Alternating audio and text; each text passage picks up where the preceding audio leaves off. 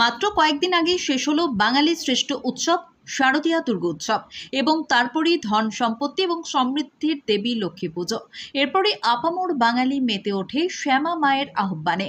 দীপান্বিতা অমাবস্যায় শ্যামা পুজোতে দীপাবলির আলোয় আলোকিত হোক বিশ্বভুবন।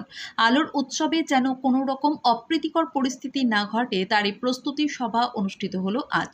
আসন্ন শ্যামা পুজো উপলক্ষে আজ নাদনঘাট থানা নাগরিক সমিতির উদ্যোগে নাদনঘাট থানার সভাকক্ষে সন্ধ্যায় শ্যামা পুজোর প্রস্তুতি সভা অনুষ্ঠিত হয়। আজকের এই সভায় উপস্থিত ছিলেন নাদনঘাট থানার আইসি বিশ্ববন্ধু চট্টরাজ সহ থানার ভারপ্রাপ্ত আধিকারিক বৃন্দ।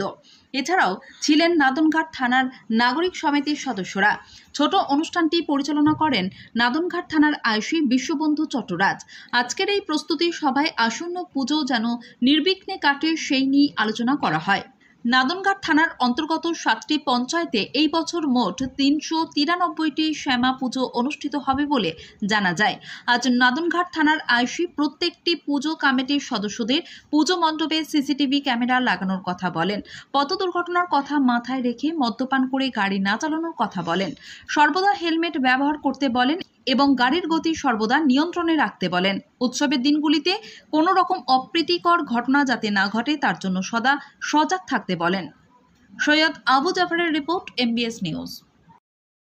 অসাধারণ আউটকাম পেয়েছি এবং থ্যাঙ্কস টু আওয়ার নাদনঘাট এরিয়ার সমস্ত নাগরিকবৃন্দকে পূজা কমিটিকে ধন্যবাদ জ্ঞাপন করছি। ভালো দিক, কারণটা হচ্ছে থানায় প্রতি বছর নয় পূজা হয়, কালী পূজা। আমাদের নাগরিক সমিতির লোক আছে, আমরা আমাদের সেই উপলক্ষে ডেকেছিল, আমাদের মতামত নিল। তাই 4 দিন ব্যাপক অনুষ্ঠান হবে, একদিন পুজো হবে, নানান ধরনের প্রোগ্রাম হবে। আইসি সাহেব ভালো উদ্যোগ নিল, এটা একটা ভালো দিক। আমরা যতটা পারবো আসবো, মানুষের সহযোগিতা করবো। রাস্তাঘাট পূজার সময় যাতে দুর্ঘটনা না ঘটে, যারা বাচ্চা ছেলেরা বাইক চালায় হেলমেট ছাড়া, তারপরে তাদের নেশাবান করা থাকে, সেগুলো যতটা আটকান যায় সেই ব্যাপারে একটা আলোচনা হলো। তাতে যতটুকু মানুষের সহযোগিতা পাওয়া যায়, প্রশাসন আছি, আমরা আছি, এটা ভালো উদ্যোগ।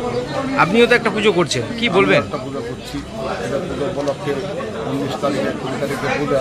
19 তারিখে আমার ওখানে রক্তদান শিবির আছে, বস্ত্রদান শিবির আছে।